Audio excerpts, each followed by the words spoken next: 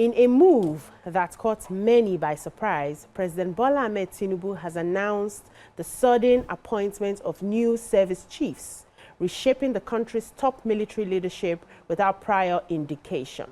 The announcement has stirred a storm of reactions nationwide, while some Nigerians question the motive, linking it to the rumored unsuccessful coup plot and demanding explanations from the presidency. Others hail it as a bold and proactive step toward revitalizing Nigeria's security architecture. Critics argue that the abrupt shakeup raises questions about stability and continuity within the armed forces, but supporters insist it reflects the president's readiness to inject fresh energy and accountability into the nation's defense system.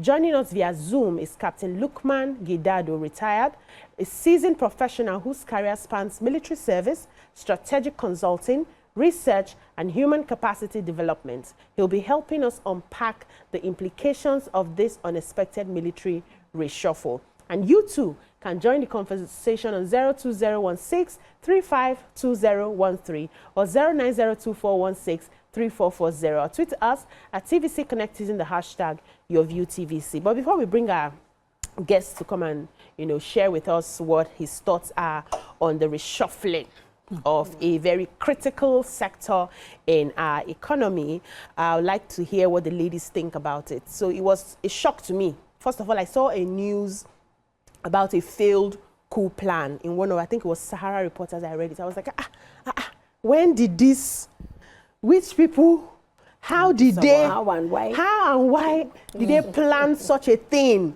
And according to the news, it was supposed to have happened on the 1st of October. And they said maybe that was why DSS got a wind of what was going to happen. That was why they moved the celebration. Remember, we didn't have a proper celebration with the pomp and pageantry like we used to have. I said, oh, could this be? And then they planned it another day, which also failed. And before we realized everything. So this is routine. The Constitution provides powers that allows the president to appoint service chiefs. And routinely, based on anything, shake it or, reappoint them, as the case may be. And so I don't think there's something new. The presidency has not agreed publicly to any coup attempt. And so the information that they have given us is what we'll work with. True. Except that we do not have a October 1 parade. For whatever reason. For whatever reasons. And so we understand that the president was exercising his powers, but I would, on sitting here, agree that, I have not really felt the former service chief's efforts. I think that insecurity continued to thrive under their watch. We had bandits in different forms come up. The killings in Kwara State, for instance, just helplessly, unabated. Kidnapping. I had a family member kidnapped around Kogi. We are grateful to God that, she was released. But we paid. And, so a lot of other cases like that around the country that made me wonder, what are they waiting for? So when this happened, I think it was, after a review of the performance of the service chiefs and how security has thrived under them that, I believe, personal opinion.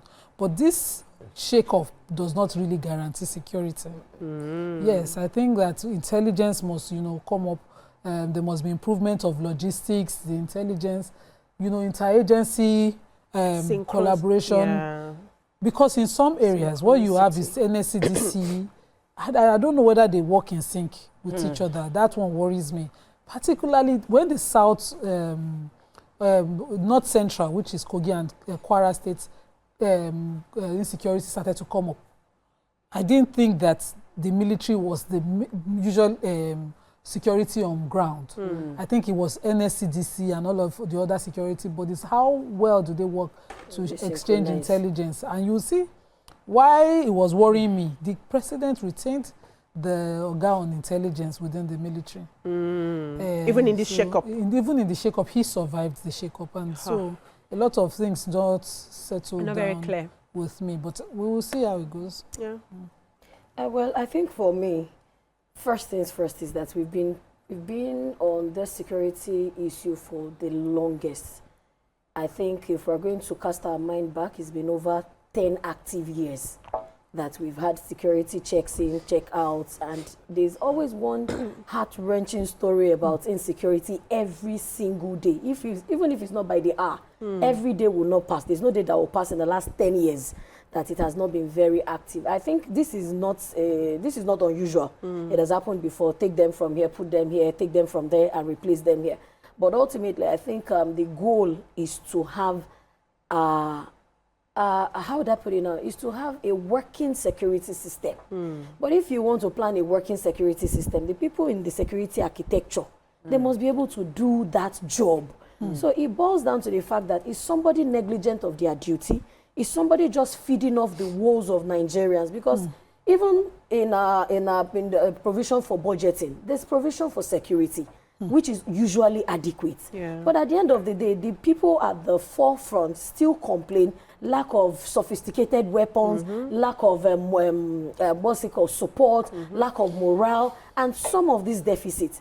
Meanwhile, the top boys, the top men are sitting in the AC and, you know, just, it feels to us that they just gallivant with us and like, these people will survive anyhow.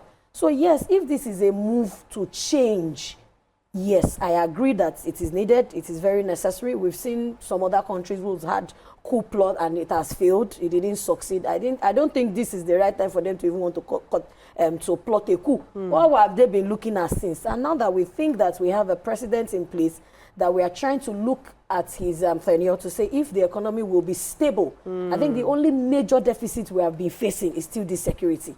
So the next people that have been appointed, or the service chiefs that have been appointed, they should roll up their sleeves and tend to do the job. We have read too many things. Rhetorics have kept coming, symposiums, conferences on security, and it feels like we're all still going in circles. So if yes, the president feels that the onus is on them to do the job, it's left for them to prove Nigerians right or wrong if they are actually deserving of the position that has been given to them. Okay. Yes, okay. For me, the idea of coup shocked me, but didn't shock me. It shocked me because I felt like Nigeria has sort of displayed a high level of stability with our democracy, and we've had the military seem to be quietly handling the myriads of security challenges that we're facing. So why would we be thinking, why would the military be thinking of coup? You have not even finished handling banditry, kidnapping, all of those stuff, the terrorism and all that. So what could come to your mind? But we also know that there's been military juntas in Africa. Like over the past 1 or 2 years, we've had several countries from Mali, Burkina Faso, Guinea, Sudan, all of them moving from democracy to military. But there's a peculiarity to those democracies. The democracy where the president has been there for a very, very long time. Yeah. So I feel like Nigeria's democracy is strong. We might not like the politician in power or the political party, but at least every election, there is handover. What worried me, though, was the fact that there was such a strong sense of a coup attempt that would make the government downplay our independence ceremony. So it must have been strong enough indication. And about 60 people within the hierarchy of military have been affected by this shakeup. Because once somebody beneath you is promoted, you are sort of eased out. My thought is we need fresh blood in our military. So I will not complain about the shakeup. Many of us have complained that we've seen the president's impact in many areas. We've seen president's impact with works. We've seen it with the road construction around Nigeria. We've seen president's impact in economy. There is major stability in the naira and our exchange. It's dropped. We've seen agri food dropping, but I can't say that we've seen significant reduction in insecurity within Nigeria. We still have a lot of crises going on, especially the one within Benue. The middle belt of Nigeria is having major crises every other day.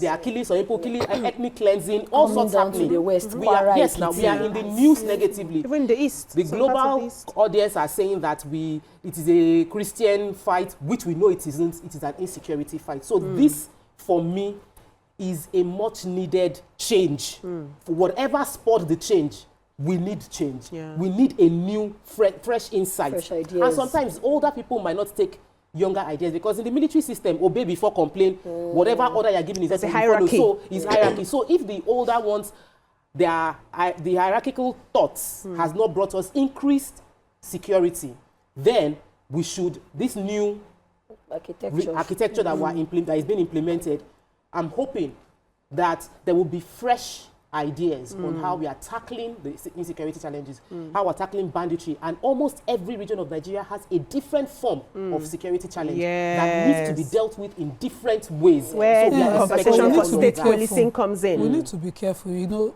military is something about, just as you mentioned, about hierarchy.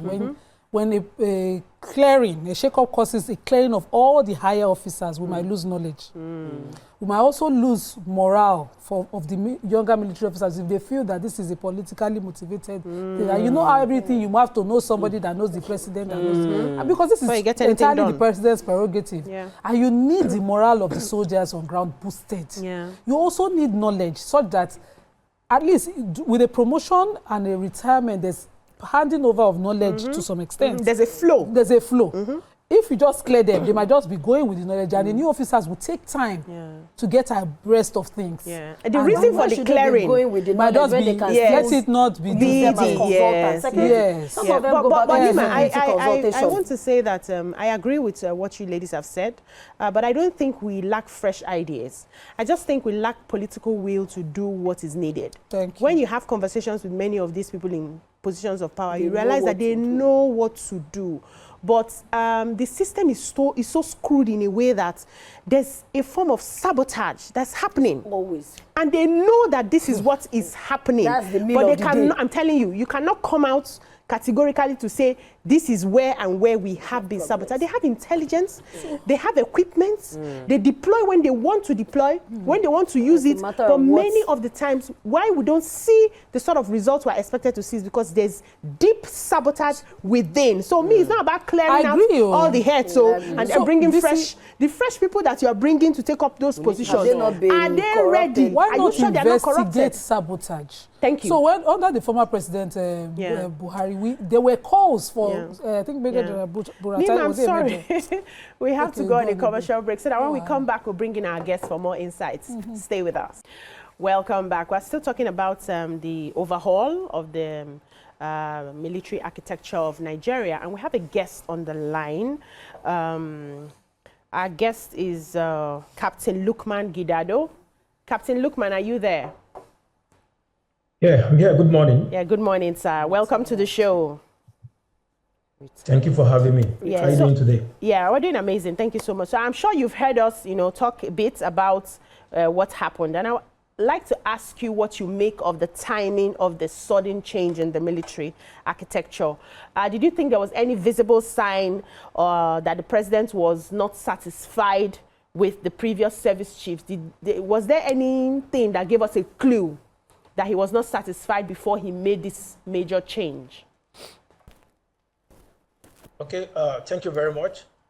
I would like to state that Section 218 of the Constitution of the Federal Republic of Nigeria, as amended 1999, clearly gave the president, who also doubles as the commander-in-chief of the armed forces of the Federal Republic of Nigeria, the power to appoint and change service chiefs at his own discretion.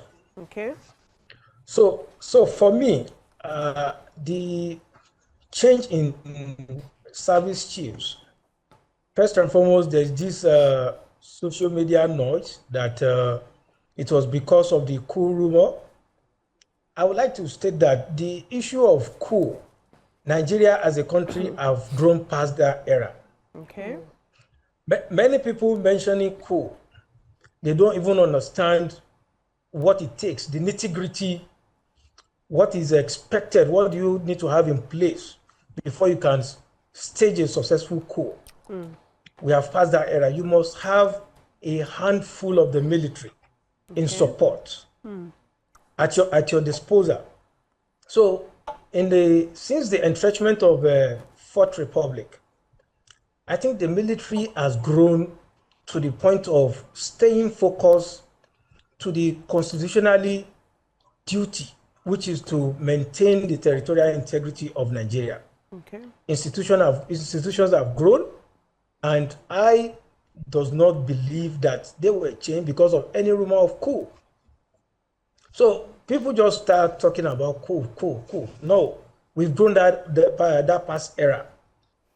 There is always the need to bring and inject fresh ideas. Okay. While emphasizing the fact that the past service chiefs, led by General Christopher Musa, contributed their part and contributed immensely towards safeguarding the territorial integrity of Nigeria. As a matter of fact, General Christopher Musa brought about a paradigm shift. The office of Chief of Defense Staff in the last decade has been known to be a silent office. But look at General C.G. Musa. He was eloquent, pragmatic, interested in troops' welfare, always clamoring for the enhancement of troops' welfare.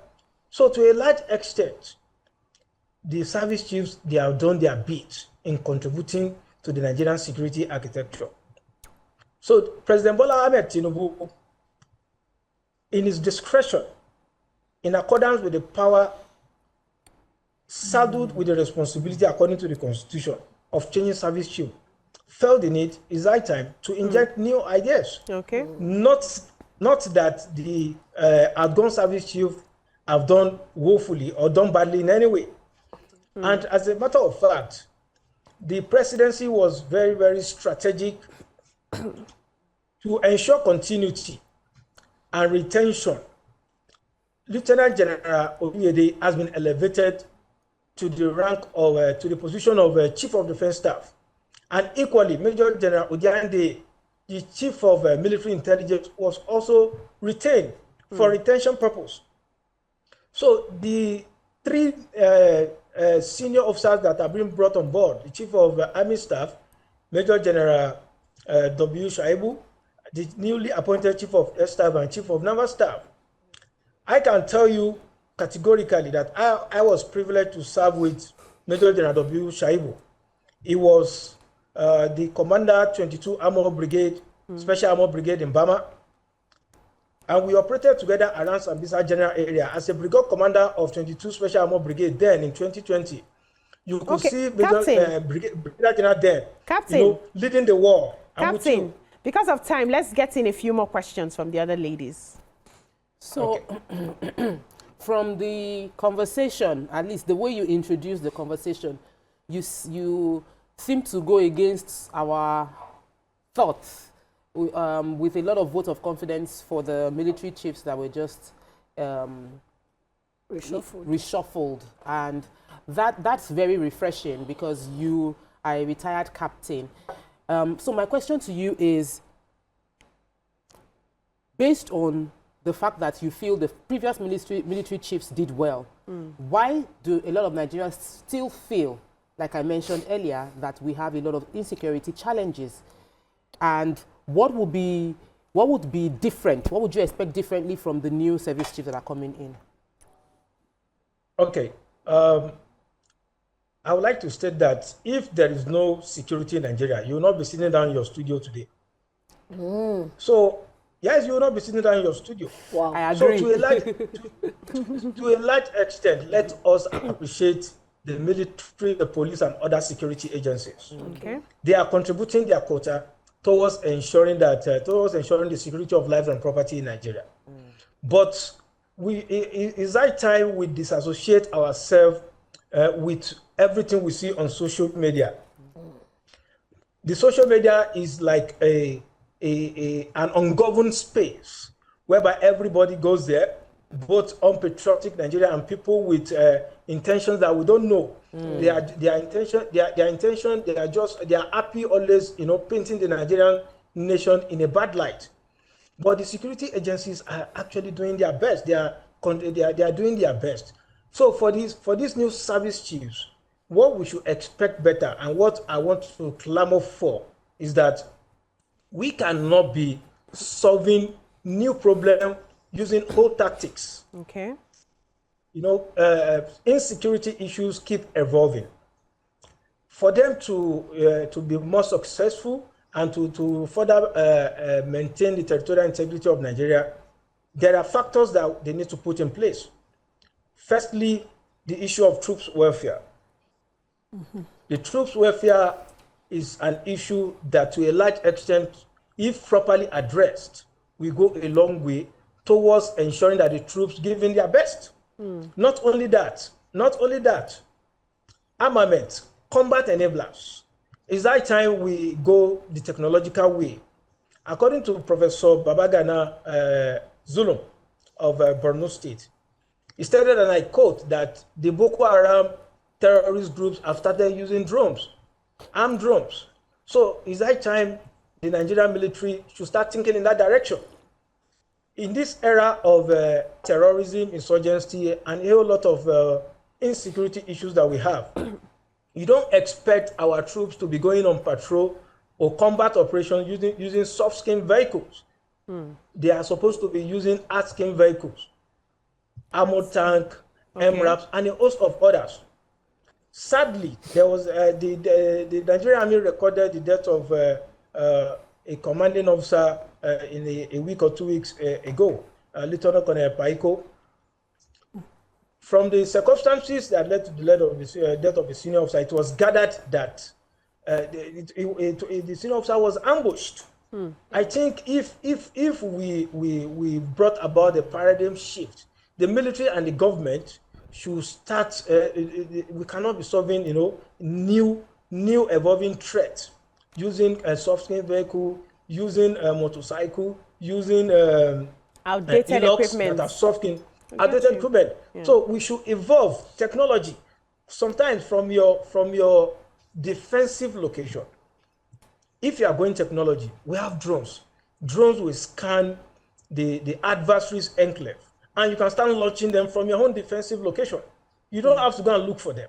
Once we go technology, it will go a long way towards ensuring that our troops actually are able to, take out this adversary. So welfare, technology, and also the need for inter-agency collaboration. The Army, the Navy, the Air Force. The military should see themselves as one. We've passed the era whereby the Army want to show that I'm the one that is more relevant. The Air Force is showing that I'm the one that is more relevant. There should be synergy within the military, in conjunction with the police, the DSS, and other security agencies. All these security agencies have one mandate, and the mandate is protection of life and properties. True. So when one security agency is trying to outshine others, I think they won't work together. It not mean well for thank you, Captain. Thank you for that, Captain. I think for me, I would also I also share your sentiment of healthy collaboration, because there are times that, before I take my questions, there are times that you see that you're driving on the road, the military is having an argument with the police, they are fighting and sometimes beating each other, up, and somebody is showing muscle and power. So I like the fact that, of course, healthy collaboration is needed. I'd like to pick your brain, sir. I have seen the portfolio of the new service chiefs. I've gone through some of their portfolios and their profiles. Are you evidently telling us that we are going to see a change of who they are, reflecting in the jobs that they have been given? Because I said that some of them, I think one of our generals, his operational experience includes Operation Harmony or Operation Lafia Dole and some other operations that he has been able to record success on. And so these portfolios, how robust they look, is begging my curiosity to say, are they going to bring this on board? Is it going because to reflect? After a while, we often see laxity. Like, I think the energy from the beginning has dropped a bit. Are we going to see this effect of their portfolio and profile in their new jobs? Before you respond, Captain, we'll take a short break. When we'll come back, you give us your response. Stay with us. Welcome back. We're still discussing the overhaul in the security architecture of the country, and we still have our guest, Captain Lukman Gidado, retired, in the building. Did you get the question Dami had asked earlier? Yeah, of course, yes. I think the summary of the question is asking me that does the credentials of the newly New appointed service service chiefs. chiefs enough justification for them to do well? Yeah, Is fantastic. that correct? Yes, please. Okay. It's not a function of credentials. It's a function of them having the expertise, the capacity, and the capability to actually bring about the desirable change that we need in the Nigerian security architecture. The service chiefs cannot do it alone. They cannot do it alone. Security is everybody's business. They have a whole lot to do leading the Army, the Navy, and the Air Force. No doubt about that. But there's need for the political will. If the political will is there, this will serve as a catalyst towards the armed forces as a whole doing better. In terms, provision of equipment, provision of welfare, interagency collaboration are issues that I've raised earlier.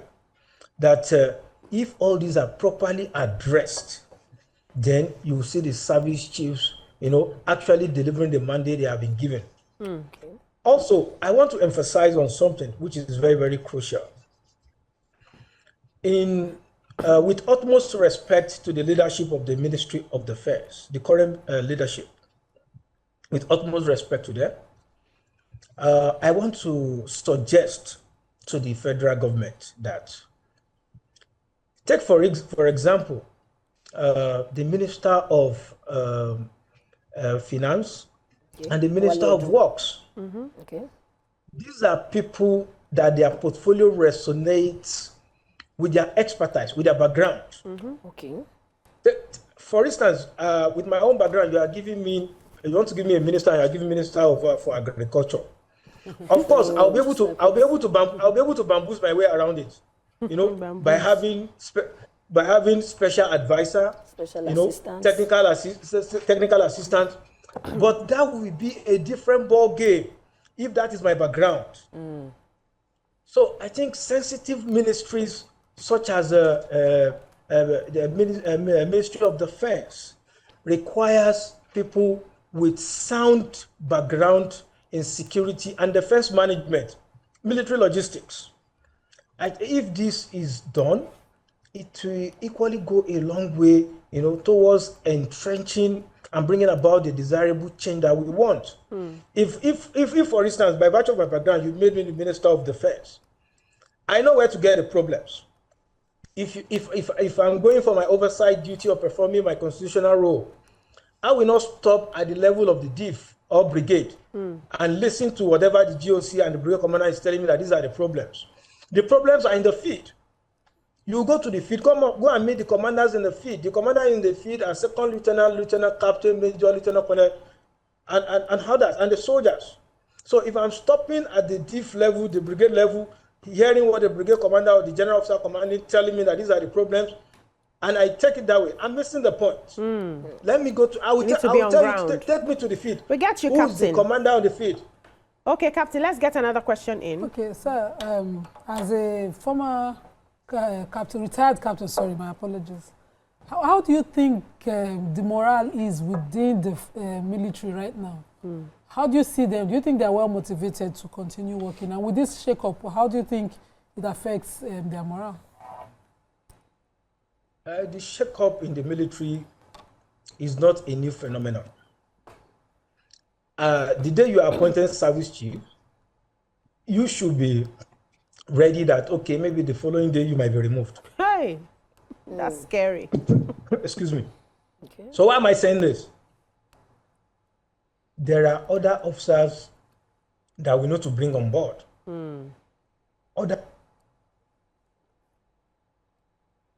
Are you there, Captain? I think network. I think we lost Can him. you hear me now? Okay, yeah, Okay. he's back. I think it's the network. Yes, I think so. So the day you are appointed service chief, you should be ready that anything can happen the following day. So to avoid career stagnation, we have a whole lot of senior officers who can also be brought on board. and they will contribute their quota. There are social media noise that many generals will be told to go on retirement because of this change. This is not a new phenomenon. It is normal, and it will not leave any gap within the military. Okay. Those they are bringing on board, or the president have appointed, they have served minimum of 30 years or thereabouts. So there's no any gap. It's a military tradition that once service chiefs have been removed, those that are their classmates or their seniors in service have to automatically go on voluntary retirement. So Wow. those that's the people that system. that's the system. Those that don't understand the dynamics of the military or the armed forces are the ones talking Complaining. about what they are not knowledgeable about. So Okay, Captain. So I have a final question for you before we let you go. So what do you think the immediate priorities of the military and the service chiefs should be now that they have been newly appointed? And what do you think success will look like in the next 100 days for the new service chiefs? Okay, the new service chiefs are coming on board in an era whereby we have multifaceted and multidimensional security issues in Nigeria. Okay. I said earlier that the outgone Chief of Defense Staff have set a pedestrian whereby the current service chief, under the leadership of Lieutenant General Oluyede, can capitalize on and even make it better. They are coming at a time whereby Nigerians are expecting that there will be a whole lot of improvement in terms of security issues in Nigeria. So what I will advise is that, and I encourage all Nigerians to expect, is that interagency collaboration is something that they should not joke with. Okay. They should make it more robust, not only within the armed forces, with other security agencies. Okay. Collaboration. Welfare of troops, technologically driven operations, and both kinetic and non-kinetic approach to warfare are issues that are of paramount importance. You cannot say just to take off or take out enemy. Tested in looking at the root cause, what actually in the first place brought about these issues of insurgency, terrorism, and other plethora of insecurity issues. And to a large extent, I can attest to the fact that the Nigerian military, when it comes to civil military coordination and collaboration, it is not something the armed forces takes for granted. You will see the military, bringing about community impact project across board. It's very hard for you to see a community whereby the military is operating and they don't try to, add value to the lives of the people around the general area. This will go a long way towards winning the heart and mind of the people within that general area. So these are issues that I expect the newly appointed service chiefs to work on. They should work together as one body, understanding the fact that the military and other security agencies have one mandate, and the mandate is to ensure the territorial integrity of Nigeria and protections of life and property for all and sundry. Amazing. Thank you so much, Captain Lukman Gidado, retired, for joining us to share your insights on the service chiefs, the newly appointed service chiefs, and wish them all the best in their new appointments. We expect to see, something to talk about positively in the next 100 days of their being in office. Thank you so much, sir. Thank you for joining us. Thank you, ladies, for your questions and contributions. That's all we can take on this segment. When we come back, we'll move on to another segment of the show. Stay with us.